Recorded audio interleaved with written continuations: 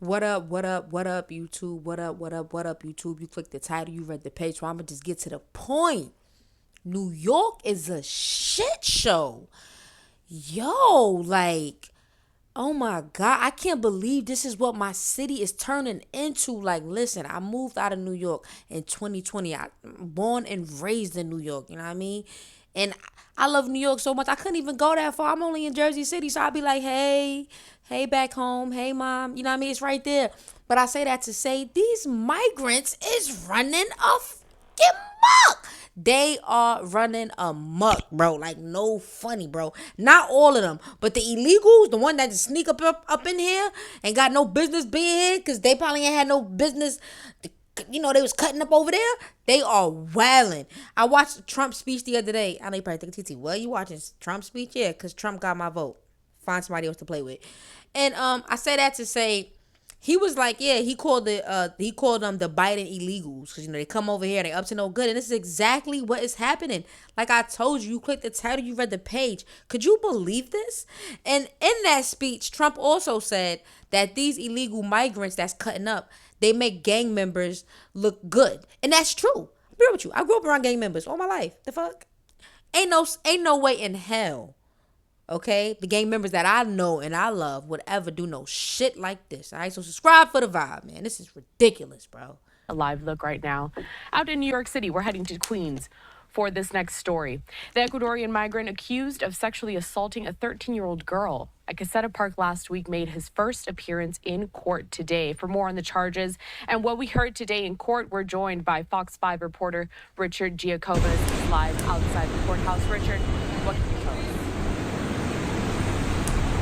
Such a disturbing story, Corral. We can tell you that 25-year-old Ecuadorian migrant Christian Inga walked into court handcuffed today with his head down. He did not look up even after being charged with that 13-year-old girl in Casino Park here in Queens, in the Fresh Meadows section of Queens last week. And here's what's even more disturbing about this, that this alleged rapist told investigators he filmed all of this with his phone.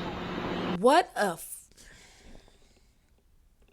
and the shit that get me so mad with stuff like this, bro, is this would have been avoided had he not even been here. And y'all want to blame Trump for talking about get the illegals out of here.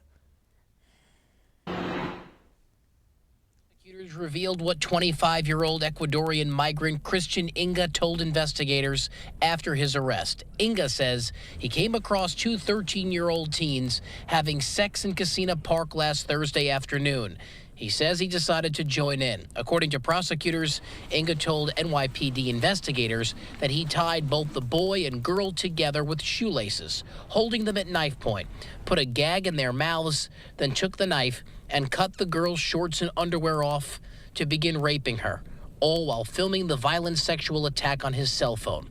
Once he finished his attack, Inga told the two teens to not move for 20 minutes while he ran away to, his words, buy more drugs. This is what I'm trying to understand. How do they survive here being illegal? Like, who letting their cousins and them run amok in this bitch? Because y'all the problem, too. Inga was charged with predatory sexual assault, the highest sexual assault count someone can be charged with, along in the first degree, kidnapping in the second degree, and a host of other charges. At the end of the day, he is remanded into custody. The violent sexual attack on a child rocked the Fresh Meadows, Queens community for days. The manhunt to find Inga, who police identified. Yeah, I posted the shit out of that ad. I said, find him. Find him. I did the best I could, yo, with, you know, my little followers. Shit. Somebody find this nigga. Sketches and surveillance photos finally came to an end early Tuesday morning thanks to a group of civilians who spotted Inga outside a deli in Corona. They punched and beat him and held him until cops arrived. As they should. Listen, it's getting to the point we got to take matters into our own hands. The police don't do enough, and that's why I start doing what I'm doing with my little TT Chanel news. If a news clip is something that they got to get out there, a lot of people don't watch the news, so I'll be the one to share those little clips and, you know, get the word out there. Yo, it's some sick shit going on, bro. Queens District Attorney Melinda Katz praising those good Samaritans and the two brave 13-year-olds who were able to provide an accurate description of the suspect. It is amazing that from what they went through, their identification, their memory of the tattoo, the braces, all which was right on point, which is a remarkable thing for two 13-year-olds to remember. Inga has continued to say he has a drug problem, that he's never done anything like this. There's no prior arrest here in New York City, one out-of-state arrest back in the United States for entering illegally back in 2021 down in Texas. He's due back in court here in Queens at the Queens. And how did he even get to New York? Like, this is what I'm talking about. We gotta do better. County Criminal Courthouse on July 1st. That's where we are live this evening. Carell, we'll send it back to you. Richard, thank you so much. A truly disturbing story. We'll talk again soon.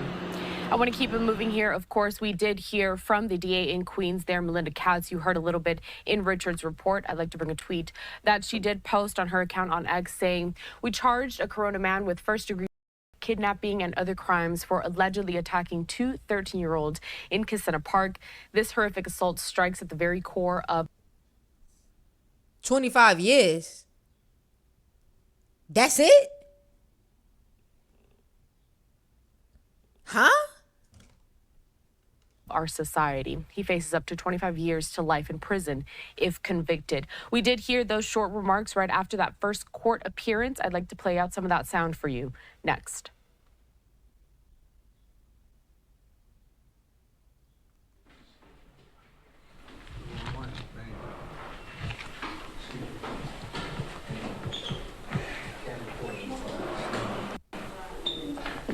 Good afternoon, ladies and gentlemen.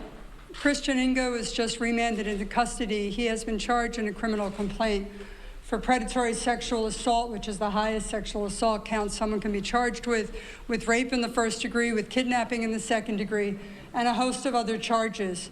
The people are alleging that he approached the young couple, two 13-year-old kids, tied them up, put a gag in their mouth, raped the young woman, and asked them to stay there for 20 minutes while he, I guess, left.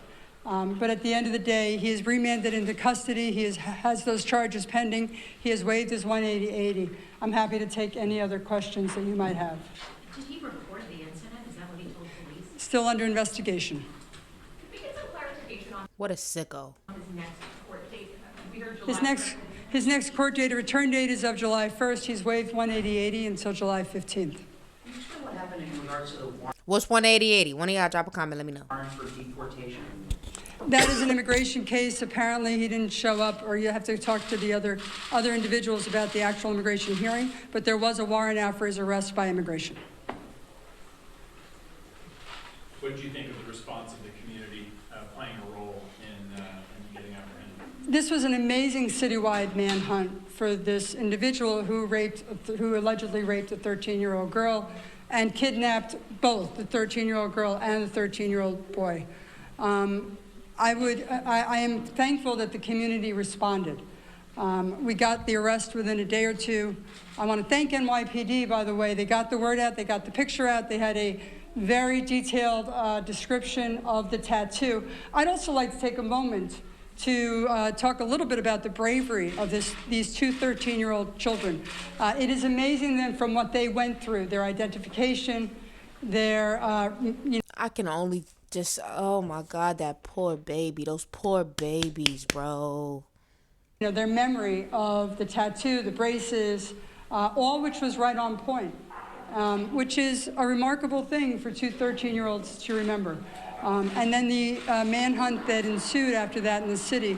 I do want to thank all of the individuals who made phone calls, who gave tips, who... That's a fact, man. Yo, we got to do something about this. Drop a comment. What could they even... They gonna need Trump back.